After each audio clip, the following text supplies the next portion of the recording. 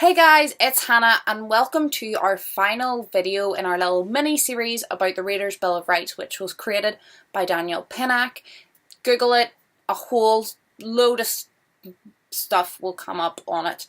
But I'm just taking the 10 rights of a reader and going each through them. This is the 10th and final one. There's a playlist so you can go and look at all the others at your leisure if you so decide. But today is about defending your tastes or not defending your tastes. I talked about this, I believe, in video 5, which was the right to read anything, and I was talking about how I used to say middle grade was my guilty pleasure, which insinuates that you feel guilty for reading it because you shouldn't be reading it, but you still enjoy it even though you know you shouldn't enjoy it. But why shouldn't I enjoy middle grade? Why should anybody not enjoy anything? It's not harming anyone. I would like to assume that most people on this channel would not indulge in offensive books. So you're not hurting anybody by reading whatever you read. I feel like you should read whatever you read. Reading is a hobby.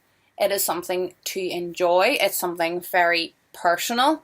And the right not to defend your taste. People say, people used to say to me all the time, why are you reading baby books? Especially when I was like a teenager and with my dyslexia, my reading skill was not that of my peers. But I still enjoyed to read, and I would have read kind of more middle grade books when they were moving on to YA. Oh, you're reading baby books? You seriously reading that? I read that X many years ago. And I felt it really knocked a lot of my reading confidence in myself in general, but my reading confidence, it shattered it. It took me years and years and years. It took me to an adult to build that back up. So I don't think you should have to explain to anybody why you enjoy reading what you're reading. And I think that's one of the great things about BookTube. It's so welcoming in all aspects, but in the taste of reading, people like reading plays, people like reading long books, short books, classics, middle grade, mysteries, romance, paranormal, fantasies. You can find someone with similar tastes. And I think BookTube's quite open to all of those. In my experience, I have never found anyone who's like, your channel's not valid because you only read fantasy. I don't find that. I would be surprised if anyone did find that.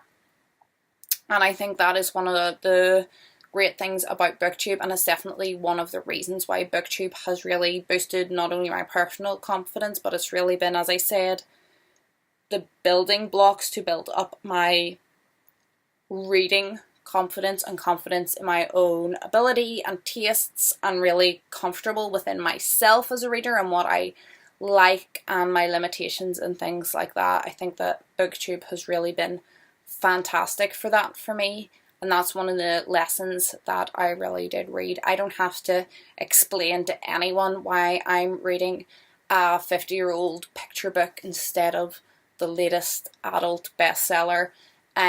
And I think that is really a very natural, beautiful thing that we have kind of balled here on BookTube.